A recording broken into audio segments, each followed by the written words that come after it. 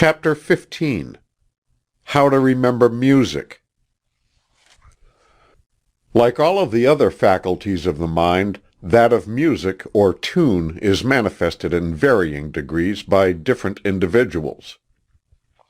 To some, music seems to be almost instinctively grasped, while to others it is acquired only by great effort and much labor. To some, harmony is natural, and inharmony a matter of repulsion, while others fail to recognize the difference between the two, except in extreme cases.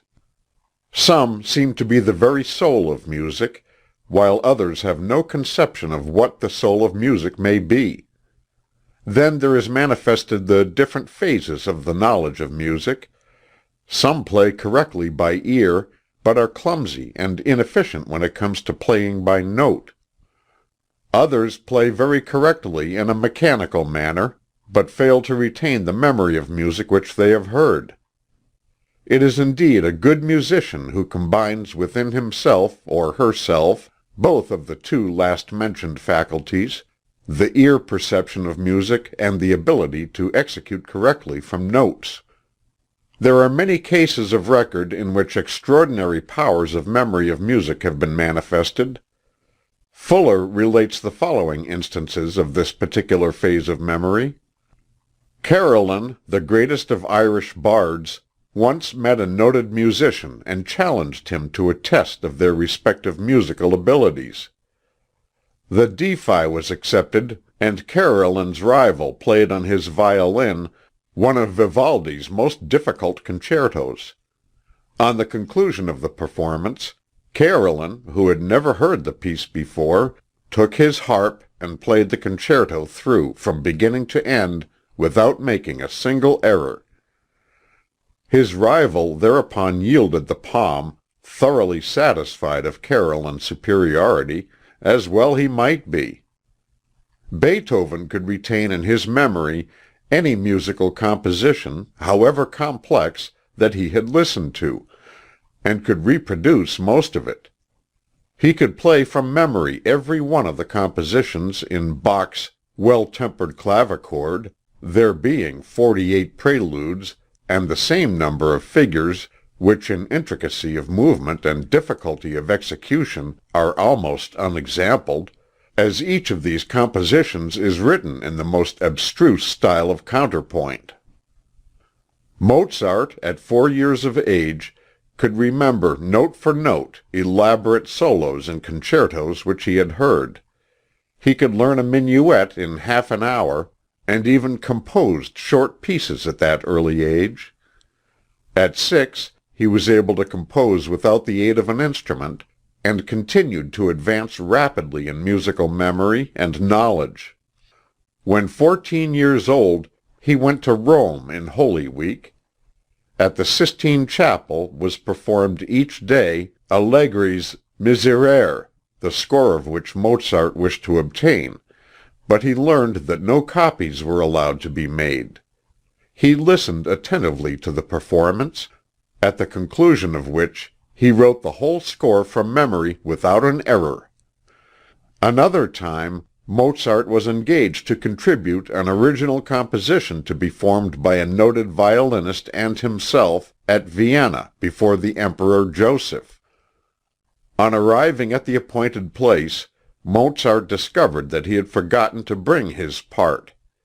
Nothing dismayed, he placed a blank sheet of paper before him, and played his part through from memory without a mistake.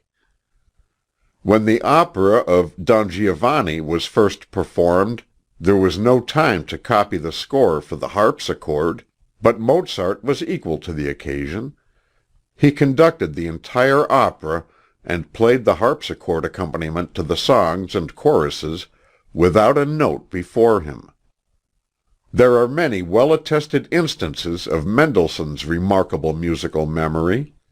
He once gave a grand concert in London, at which his overture to Midsummer Night's Dream was produced. There was only one copy of the full score, which was taken charge of by the organist of St. Paul's Cathedral, who unfortunately left it in a hackney coach. whereupon Mendelssohn wrote out another score from memory without an error.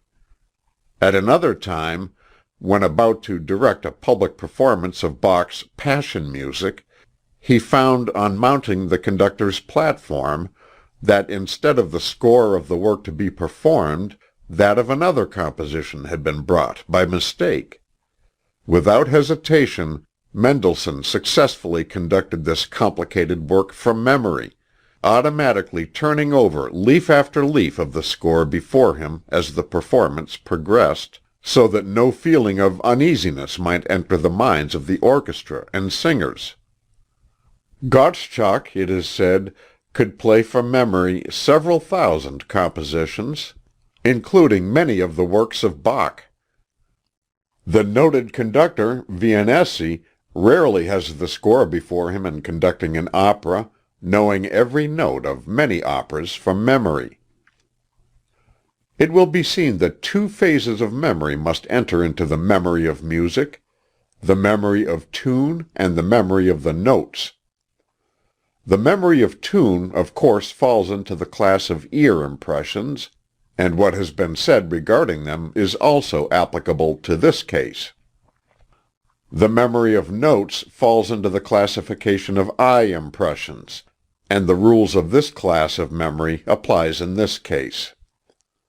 As to the cultivation of the memory of tune, the principal advice to be given is that the student take an active interest in all that pertains to the sound of music, and also takes every opportunity for listening to good music and endeavoring to reproduce it in the imagination or memory. Endeavor to enter into the spirit of the music until it becomes a part of yourself.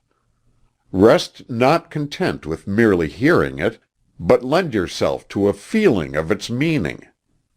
The more the music means to you, the more easily you will remember it.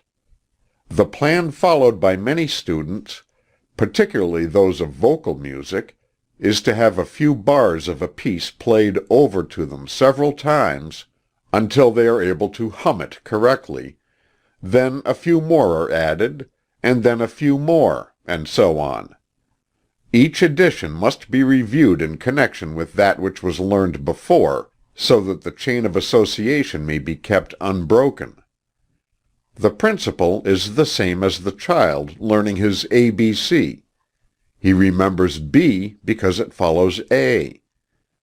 By this constant addition of just a little bit more, accompanied by frequent reviews, long and difficult pieces may be memorized.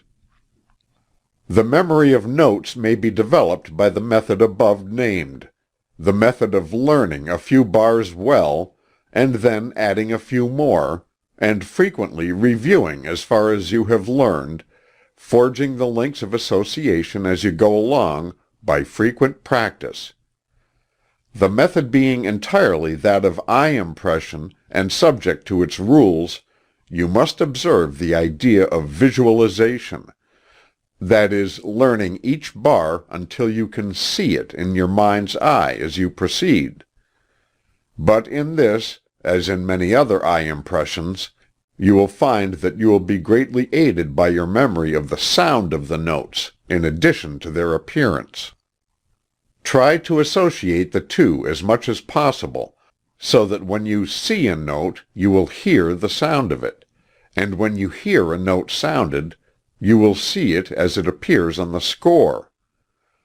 This combining of the impressions of both sight and sound will give you the benefit of the double sense impression, which results in doubling your memory efficiency.